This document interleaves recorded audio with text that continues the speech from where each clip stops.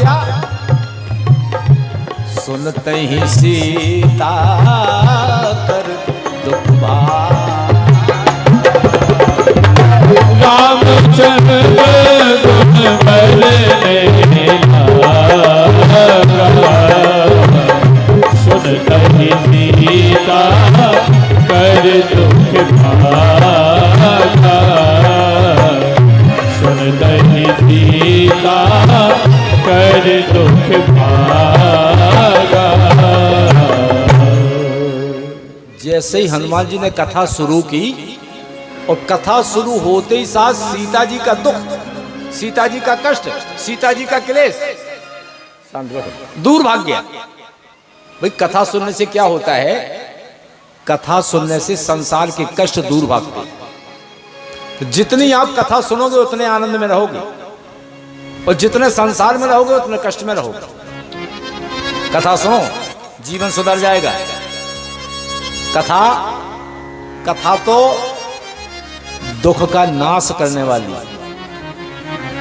जैसे अगर किसी के सर में दर्द है तो डॉक्टर साहब सही कर देंगे, उपाध्याय जी सही कर देंगे।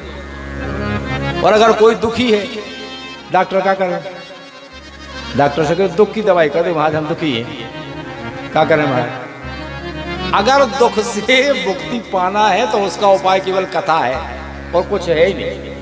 जो सुख को बढ़ाने वाली है और दुख का नाश करने वाली है। आपके गांव में भी अगर कोई दुखी हो तो कहना कथा में चलो, घरे बैठे बैठे गोबर करा दे, सानी बना दे, क्या करो? कथा में चलो, दुख का नाश होगा और सुख का वर्धन होगा। भगवान की ऐसी कथा है, ये किसी लल्लू पप्पू की कथा नहीं है। परमपिता परमात्मा की असीम अनुकंपा से कथा हो रही है यहाँ। कितना बड़ा सौभाग्य। श्रीमद् भागवत की महात्म्य में प्रथम श्लोक आया है, सच्चिदानंद रूपाय विश्वोत्पत्त्यादि हे तवे तापुत्रे विनाशाय श्री कृष्णाय वयं नुमः तापुत्रे विनाशाय श्री कृष्णाय वयं नुमः। हम और आप कभी कभी कहते हैं सच्चिदानंद सच्चिदानंद, लेकिन इस सच्चिदानंद है क्या, इसको समझने का प्रयास करते हैं। सच्चिदानंद में 3 शब्द हैं, तब एक शब्द बना है। सत घन चित घन आनंद, 3 शब्दों को जोड़ के बना है सच्चिदानंद। एक नाम बना है। सत क्या है? सत कहते हैं अविनाशी, जो कभी नष्ट ना हो, वो है सत। और सत्य स्वरूप किसका है? भगवान। सत्य वो ये संसार में कोई रहे ना रहे, वही तो रहेगा। जो सत्य है, जो कभी नष्ट नहीं हो सकता, उसका नाम है सत्य। और सत्य ही परमात्मा का स्वरूप है। जय जय। दूसरा शब्द आता है चित। चित माने ज्ञान, ज्ञान माने प्रकाश। जैसे अंधेरे में हमें आपको अगर कोई पुस्तक दे दी जाए पढ़ने के लिए तो पढ़ पाओगे? प्रकाश की जरूरत होगी, बगैर प्रकाश के पढ़ नहीं पाएंगे। लेकिन परमात्मा एक ऐसा है कि जिसको किसी के प्रकाश की आवश्यकता नहीं है, ना हेलोजन की, ना जनरेटर की, ना कोई आवश्यकता। जो स्वयं में इतना प्रकाशवान है, जिसको किसी के प्रकाश की आवश्यकता नहीं है, वो है चित्त।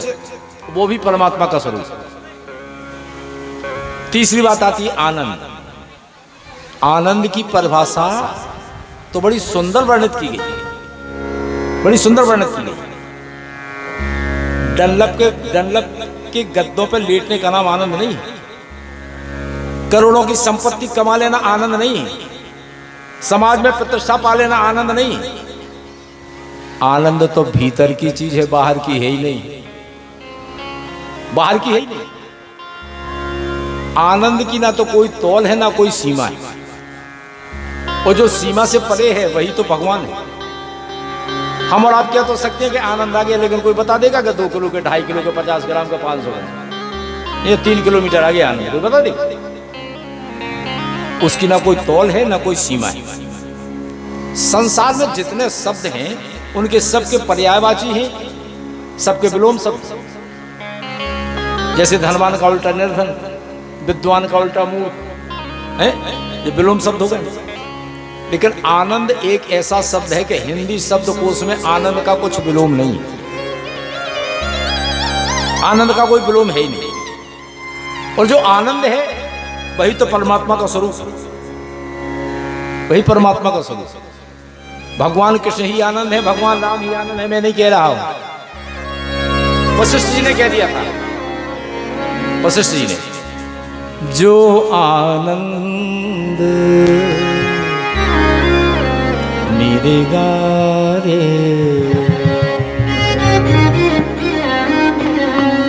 आनंद कौन है? जो आनंद सिंधु सुख राशि, जो आनंद सिंधु सुख राशि, जो आनंद सिंधु सुख राशि, जो आनंद सिंधु सुख राशि, जो आनंद सिंधु सुख राशि, सीकर के लोक सुखासी, सीकर के लोक सुखासी,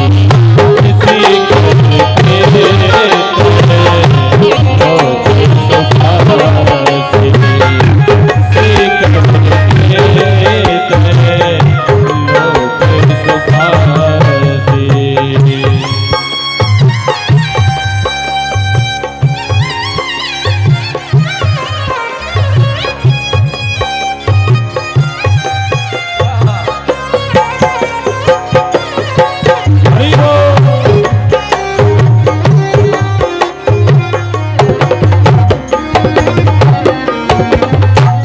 प्रेम से बोले कन्हैया लाल की जय हो।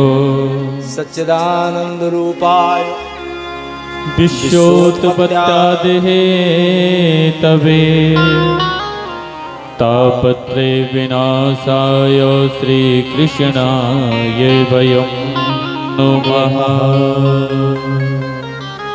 जो संसार को बनाते हैं, संसार का पालन पोषण करते हैं, संसार को लय करते हैं, जिनकी कृपा विलासता से सारा संसार चलता है, नष्ट भी होता है। तापत्रय विनाशाय श्री कृष्णाय वयं नुमः। जिनके चरणों में संसार के तीनों दुख हरने की क्षमता है। संसार में दुख एक तरह का नहीं है। कैसे दुख? एक होता है शरीर का कष्ट, शरीर का कष्ट। दूसरा होता है भौतिक दुख। जो चीज भगवान ने नहीं बनाई, हमने बनाई, उसी से हमें कष्ट हो गया, वो भौतिक दुख। शरीर का कष्ट, भौतिक दुख। जैसे मोटरसाइकिल भगवान ने तो बनाई नहीं है, हमने बनाई, हमें गिर पड़े, ये भौतिक दुख। थ्रेसर भगवान ने बनाओ नहीं है, थ्रेसर में हमने बनाओ, हमें हाथ फंसा लो, ये भौतिक दुख। एक होता है दैवीय प्रकोप, कहीं पाला पड़ गया, कहीं ओले पड़ गए, कहीं पानी बरस गया, कहीं बाढ़ आ गई, ये दैवीय प्रकोप। एक तरह का कष्ट नहीं है। और तीनों तरह के कष्टों को हरने की सामर्थ्य जिन भगवान के चरणों में है। क्यों? दैहिक दैविक भौतिक तापा, दैहिक दैविक भौतिक तापा, दैहिक दैविक भौतिक तापा। राम राज नहीं काऊ ही प्यार, राम राज नहीं काऊ ही प्यार।